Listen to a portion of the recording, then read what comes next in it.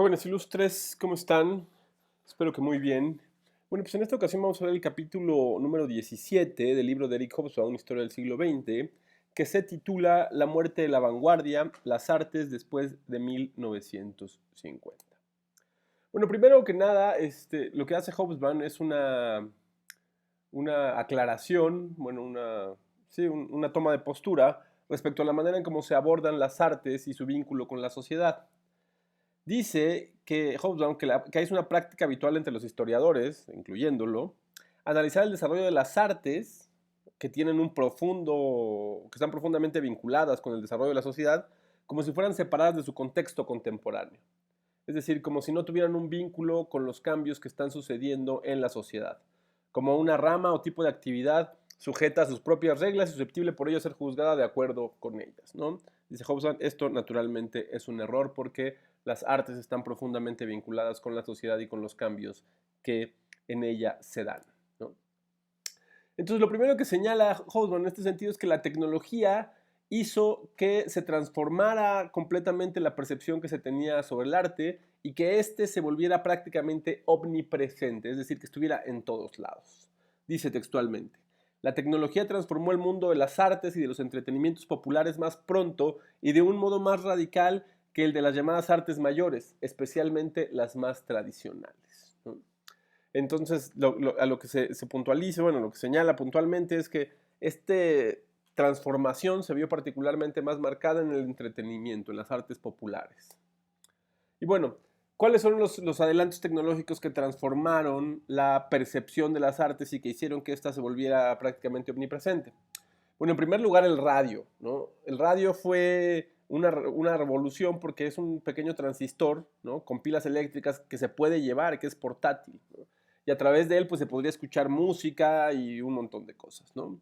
La música clásica también se transformó porque empezaron a salir los discos de larga duración. Ahora pues ya no se utilizan tanto, pero los acetatos, por ejemplo, ¿no? Que fueron uno de los primeros adelantos en los que se podía escuchar música clásica, entonces ya no era necesario ir a las salas de conciertos, ¿no? Otro dispositivo fue el de los cassettes. Que seguramente en este tiempo ya muy poca gente joven se acuerda de ellos, pero los cassettes eran estos dispositivos que eran fácilmente replicables. Había de hecho, uno podía replicar en su casa la música que aparecía en los cassettes, ¿no? Porque había doble casetera, entonces en un lado podías reproducir y en el otro grabar de manera simultánea, ¿no? Entonces eran profundamente fáciles de reproducir y entonces eso hacía que se distribuyeran de manera muy fácil. Los auriculares que empezaron a aparecer en los años 80 y pues naturalmente la televisión que a partir de los años 50, 60 se empezó a llevar figuras en movimiento a los hogares. La videocasetera que permitía reproducir películas en casa y por último la computadora personal que ahora ya es un dispositivo que es común en prácticamente, bueno, en un gran porcentaje de la población y que se ha reducido hasta el uso de los celulares que son pequeñas computadoras personales, ¿no? Estos cambios tecnológicos también trajeron consecuencias políticas, ¿no? Señala Hobsbawm dos que son muy particulares. La de 1961 del presidente de Gaulle, cuando pudo movilizar a sus soldados contra el golpe militar, gracias a que pudieron escuchar en sus radios portátiles, ¿no? Y en los 70 los discursos del ayatollah Khomeini, el líder de la revolución iraní en el exilio, eran transportados, copiados y difundidos con mucha facilidad en Irán. Bueno, ¿qué pasa con la alta cultura? Señala Hobsbawm. Bueno, lo que sucede es que después del fin de la Segunda Guerra Mundial hay un tránsito, se desplazan particularmente la capital del arte, de la alta cultura y del arte de Europa, particularmente de París, a Nueva York. O sea, Nueva York se convierte en el centro de las artes visuales, ¿no? Y por ello en el epicentro del mercado del arte. El lugar en el que los artistas vivos se convertían en las mercancías de mayor precio, señala Hobsbawm. Una de las consecuencias que trajo este tránsito, bueno, varias, es que los premios Nobel se empezaron a masificar más allá de la literatura europea y gringa, también hubo este tránsito. Empezaron a figurar la literatura latinoamericana, ¿no? En la segunda mitad del siglo XX es cuando Octavio Paz gana el Nobel de Literatura, después lo tienen Mario Vargas Llosa y Gabriel García Márquez, etcétera, ¿no? También empieza a expulsar el cine asiático, se le da un Nobel de Literatura a un nigeriano, y, y bueno, también se señala que los mejores literatos germano-occidentales son migrantes del este que escaparon, ¿no? Entre ellos, por ejemplo, Milán Kundera, que es de República Checa, pero que se exilió en Francia. Y bueno, también empieza a haber manifestaciones de la arquitectura, ¿no? En los hoteles de Estados Unidos, en los hoteles gringos, que intentaban reproducir o llevar el American Way of Life a todo el mundo. Otra de las manifestaciones arquitectónicas es, pues, por supuesto, el Museo Nacional de Antropología e Historia, que es muy representativo de la arquitectura del siglo XX, como lo es la Universidad Nacional Autónoma de México. También en el cine aparece el neorrealismo italiano, una película clásica o muy un referente de este tipo de cines, Ladrón de Bicicletas. Y bueno, pues se aumenta los recursos para promover el cine de culto. También otra de las consecuencias es que el mercado del arte, los impresionistas y los posimpresionistas son, digamos, los precios de estas obras son altísimos, y además se desarrolla muy rápidamente la cultura popular, ¿no? Señala Hobsbawm textualmente. La cultura común de cualquier país urbanizado a fines del siglo XX se basaba en la industria del entretenimiento de masas, en el cine, en el radio, en la televisión y en la música pop, popular, en la que también participa la élite, al menos desde el triunfo del rock, y a la que los intelectuales dieron un giro refinado para adecuarla a los gustos de la élite. Es decir, ya la cultura, tanto las clases populares como las clases medias y los sectores más refinados, se adecúan a estos nuevos medios de transmisión de la cultura, ¿no? Popular. Esto trae también como consecuencia la decadencia de algunas artes, ¿no? Como la escultura, artes tradicionales, a la escultura, la pintura, la música clásica, y a, la literatura. Aquí Hobsbawm señala, ¿no?, que pocas obras tomaron como sujeto a una sociedad o una época enteras, como lo hizo Cien años de soledad de Gabriel García Márquez. Y también hay una serie de cambios, ¿no? Se da el cambio del dibujo a la pintura, ¿no? Del dibujo y la pintura que se hacía antes a la fotografía, del teatro a la televisión y al cine, y de la palabra impresa al sonido y a la imagen. Estos son unos tránsitos que se dan gracias al desarrollo tecnológico. Esto es muy importante recordarlo, ¿no? Y bueno, ¿a qué se refiere Hobsbawm cuando señala con la muerte de la vanguardia? Aquí hay unas citas que es muy importante reproducir textualmente. Dice Hobsbawm, otra fuerza aún más poderosa estaba minando el gran arte, la muerte de la modernidad que desde fines del siglo XIX había legitimado la práctica de una creación artística no utilitaria y que servía de justificación a los artistas en su afán de liberarse de toda restricción. La innovación había sido su esencia, creían estos artistas del siglo XIX. Haciendo una analogía con la ciencia y la tecnología, la modernidad en el arte, presuponía que el arte era progresivo y, por consiguiente, que el estilo de hoy era superior al de ayer.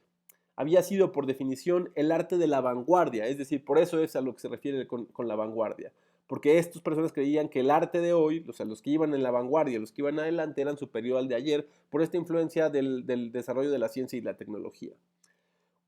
Había sido, por definición, el arte de la vanguardia, un término que entró en el vocabulario de los críticos hasta 1880, es decir, el arte de las minorías que, en teoría, aspiraban a llegar a las mayorías, pero que en la práctica se congratulaban de no haberlo logrado aún. O sea, lo que se refiere son a estos sectores exquisitos de la producción del arte, las vanguardias, que creían en esta lógica acumulativa que se popularizó, que se extendió en el siglo XIX, como ya lo dije, impulsada por la ciencia y la tecnología, en la que se creía que todo lo nuevo era mejor. Por eso, ser de vanguardia era hacer mejor arte, ¿no? Pero estas vanguardias, para liberarse de estas ataduras y hacer el arte que querían hacer, pues se escudaban en el discurso de que su propósito era hacer llegar ese arte a las mayorías. Pero al final de cuentas, el hecho de que las mayorías no comprendieran su arte o de que no se fuera difundido a gran escala, pues los congratulaba, ¿no? Porque era un arte exquisito. Entonces, a esto se refiere.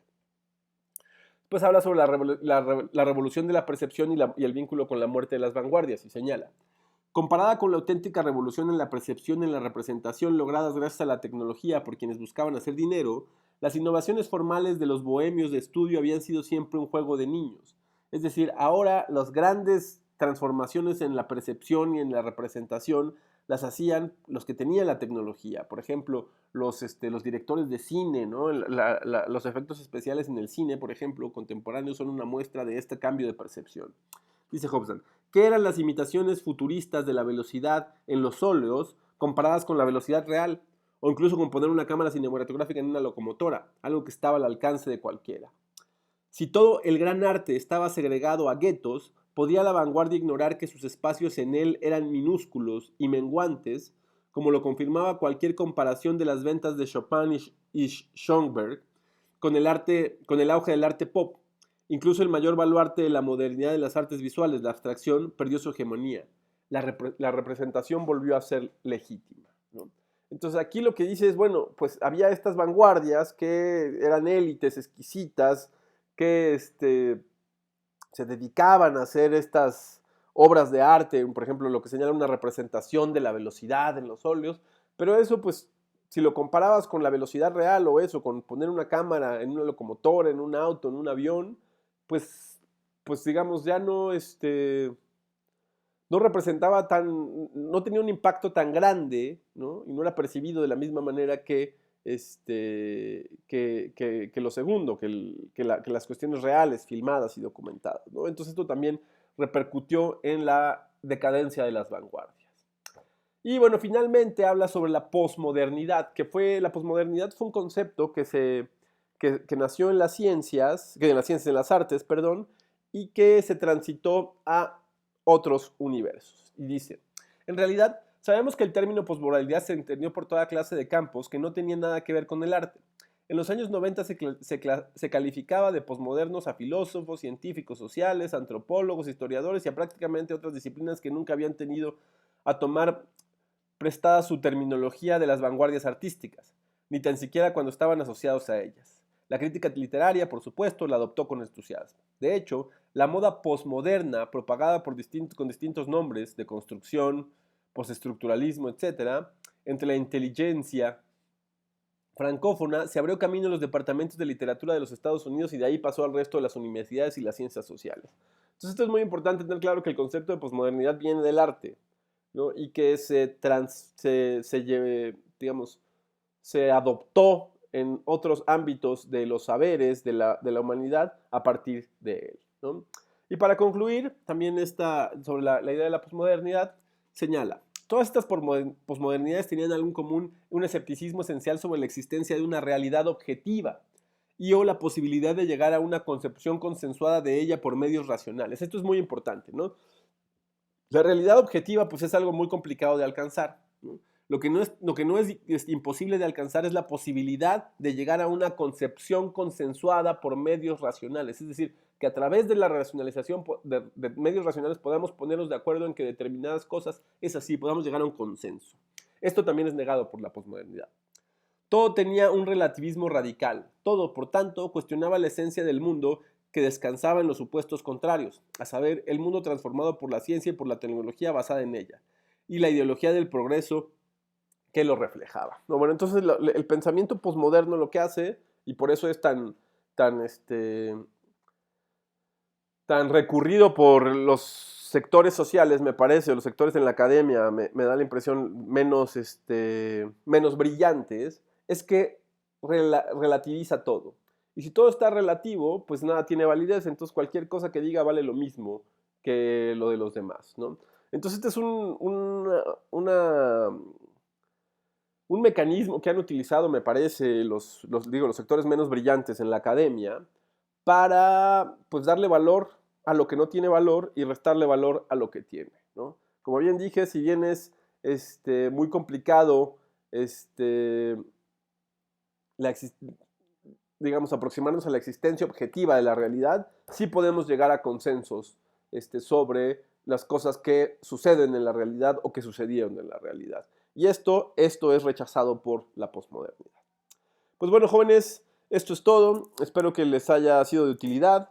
Cualquier duda o comentario, queja o sugerencia lo pueden dejar justo en los comentarios y con gusto los atenderé. Y bueno, espero que estén muy bien y hasta la próxima.